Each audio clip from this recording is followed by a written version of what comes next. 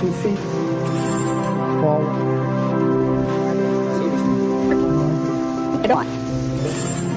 2 feet forward. So to speak.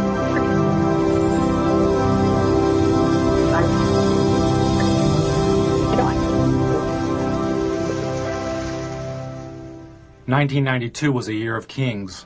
There was the LAPD beating of Rodney King, videotaped from an apartment balcony, and the hovering coverage of TV cameras and helicopters circling the city as the public rebelled.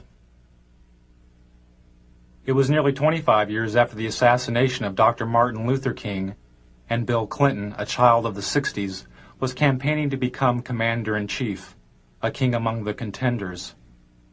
Hold on just a minute. Here's Larry King. Hello?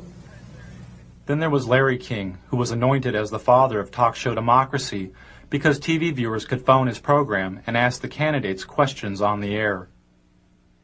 The viewer calls to King's show was seen as a seed of a future TV democracy, in which citizens could vote for a candidate or pending legislation by picking up a special remote control and voting yes or no. Taking viewer calls on Larry King's show is TV evangelist Pat Robertson, whose organization, the Christian Coalition, seeks working control of the Republican Party by 1996. I'd like to ask Mr. Robertson 2 quick questions. One, what he thought about the Bush Quail commercials. Were they effective? Should they have had more family values on them? Also, how can you say you want a party of inclusion when you're so blatantly anti-gay? Behind the scenes and off the air, Robertson's media advisor tells Robertson how to turn around or spin the caller's question. You take the one sentence, turn it around completely. Remember, you're answering the question. Okay. You can talk about anything you want to. Well, I am moved. I want a kinder and gentler nation. This Bush campaign phrase was written by spin doctor and speechwriter Peggy Noonan.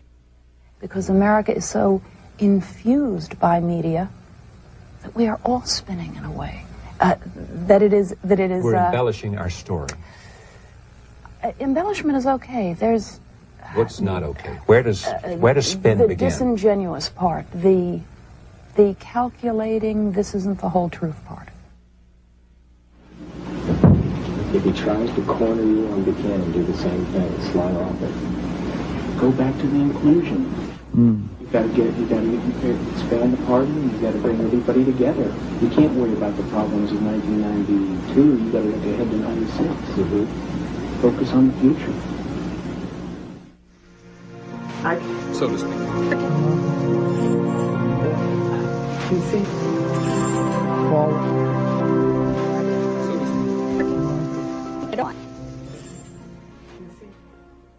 Anyone with a home satellite TV system like the ones you see in bars or in people's yards could have picked up Robertson and his spin doctor chatting off air. Dish owners are able to receive 2 types of TV. One is the regular TV programming you normally see on cable or the broadcast networks. Is that Helmstead still the next one? The other type of TV is the satellite feed, in this case the feed of George Bush and Larry King chatting during a commercial break. Kind of weird being seen around the world. Technology. It's amazing.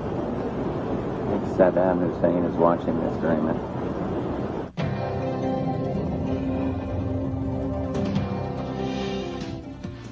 Satellite feeds are used by the networks to transmit images of news events from around the world. An event covered by the network is transmitted up into space to a satellite. The satellite receives and retransmits the image of the event back down to Earth to the network's headquarters, where the video image is edited and contextualized as television. The home satellite dish owner can watch regular TV, or they can tune in the satellite feed and see the event before it has been packaged by the networks as television. In 1992, I bought a couple of satellite dishes and spent the entire year flipping through the channels looking for feeds.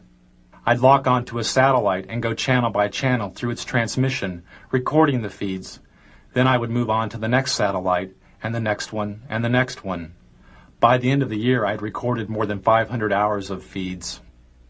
Don't put a lot of that garbage on it. What is this? Are we on the national Can we turn that on? I don't want to be on national television being just made up. We're just turning the camera away from him, so you can be made up. Some of the feed guests knew, and some didn't know, their images were being broadcast, unscrambled and visible, to over 3.5 million dish owners across North America. Those who knew they were being watched attempted to stay out of satellite TV's wide frame. But after spending hours a day inside of a television studio, television had become their home.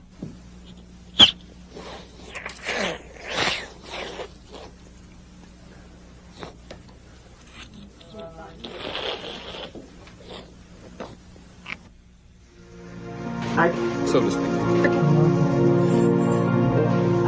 PC. Forward. So to speak. Get on.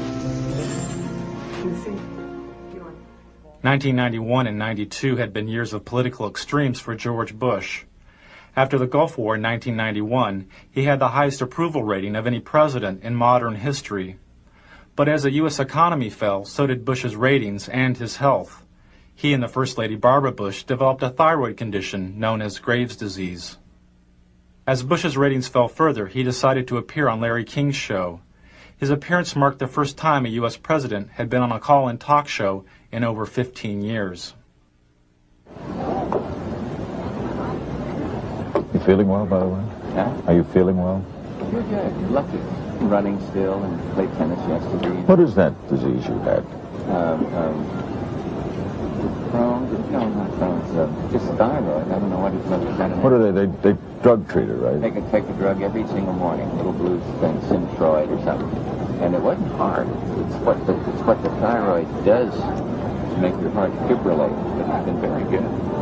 Now, I took Halcyon for a long time after my heart surgery. Are you often at it? I don't know that it's bad like it. It's the best sleeping pill in the world, but not daily. No, oh no. Okay. Now it's gotten such a bad rap. Halcyon had gotten such a bad rap that its product license in Britain was provisionally withdrawn.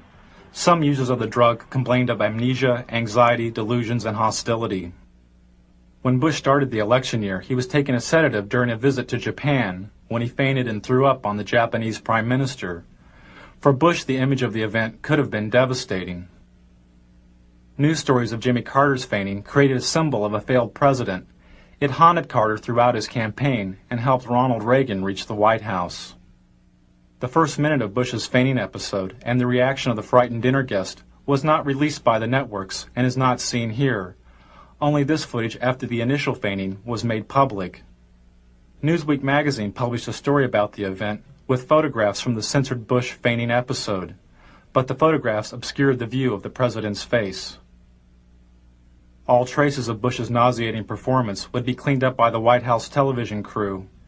Even this mantle photo of Bush's face next to a white baby's blanket may have looked too much like his face in Barbara's white napkin in Japan.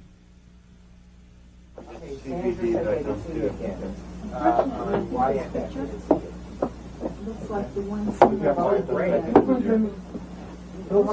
very similar to the Japan. You want to take one of Anna? You got it. Do whatever you need to do.